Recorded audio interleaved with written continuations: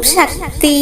ஓம் ஆதிபராசக்தியின் அன்பு குழந்தையே, இந்த பதிவானது உன் கண்ணில் படும். அதை உன்னால் கேட்க முடியும். அதனால் யார் இந்த பதிவை கேட்கிறார்களோ நிச்சயம் நான் அவர்களுடைய வேண்டுதலை நிறைவேற்றுவேன். காரணம் என்னவென்றால், சில விஷயங்கள் இந்த பதிவின் மூலமாக தெரிவிக்க இந்த தாய் ஆசைப்படுகிறேன். அதனால் இந்த தாயின் வாக்கு என்னுடைய அருள் முழுவதுமாக இருந்தால் மட்டுமே நீ இதை கேட்க முடியும். முடிந்தால் நான் சொல்வதை வரும் வெள்ளிக்கிழமை கடைபிடி. நிச்சயம் உன் வேண்டுதலை நிறைவேற்றிக் கொடுக்கிறேன். பல துன்பத்திலும் வேதனையிலும் நோயிலும் சிக்கிக் கொண்டிருக்கிறாய். என் செல்லமே, நீ கண் கலங்காதே. உன் வேண்டுதல் என்னவென்று தெரிந்து கொண்டு தான் இந்த தாய் நானே ஆசைப்பட்டு உன் வீட்டில் வந்து அமர்ந்து கொண்டிருக்கிறேன். நீ என்னை கூப்பிடுவதற்கு முன்னால் நான் உன்னை கூப்பிட வைத்தேன்.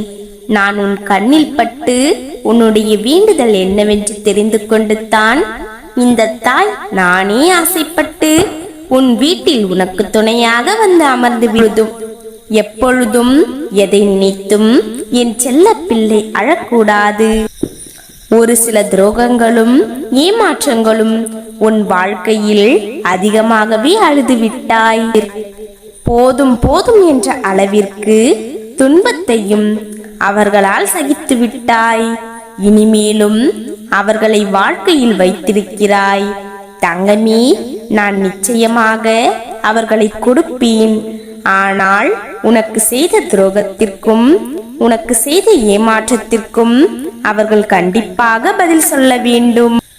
உன் வாழ்க்கையில் வளத்தை கொடுக்கவும் உன் வாழ்க்கையில் இருக்கக்கூடிய பிரச்சனையை தீர்க்கவும் எனக்கு கால அவகாசம் வேண்டும்.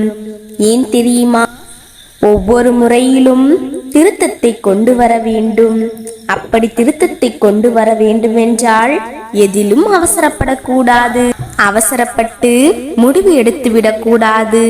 என் தாயே, ஏன் எனக்கு இப்படி நடக்கிறது, ஏன் எனக்கு கிடைக்கவில்லை என்று என் மீது அவநம்பிக்கை கொண்டால் நீ ஏன் என்ற வார்த்தையை உச்சரிப்பாய்.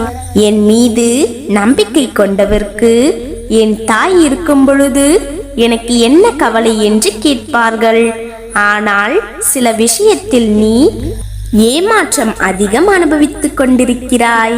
இந்த விஷயத்தை சிலரிடம் சொல்லாதே. ஏன் தெரியுமா? நீ அனைவரும் வெளுத்தது எல்லாம் பால் என்று நினைக்கிறாய். ஆனால் அனைவரும் அப்படி நினைக்க வேண்டும் அல்லவா? அதனால் மற்றவரிடம் பேசும் பொழுது உன்னுடைய சொந்த கதை, சோக கதை எதுவாக இருந்தாலும் சொல்லும் பொழுது சிந்தித்து செயல்படு. அப்படி சிந்திக்கவில்லை என்றால் வாழ்க்கையில் மிகப்பெரிய பிரச்சனையை நீ சந்திக்க வேண்டியிருக்கும். ஏன் தெரியுமா? நல்லவர் யார் கெட்டவர் யார் என்று நான் உனக்கு காட்டிக் கொடுப்பேன். ஏனென்றால் இந்த தாய் உன் வீட்டில் அமர்ந்து கொண்டிருக்கிறேன். அதனால் எதற்கும் கலங்காதே. உன் அம்மா உனக்கு துணையாக இருப்பேன். ஓம் சக்தி. ஓம் ஆதிபராசக்தி.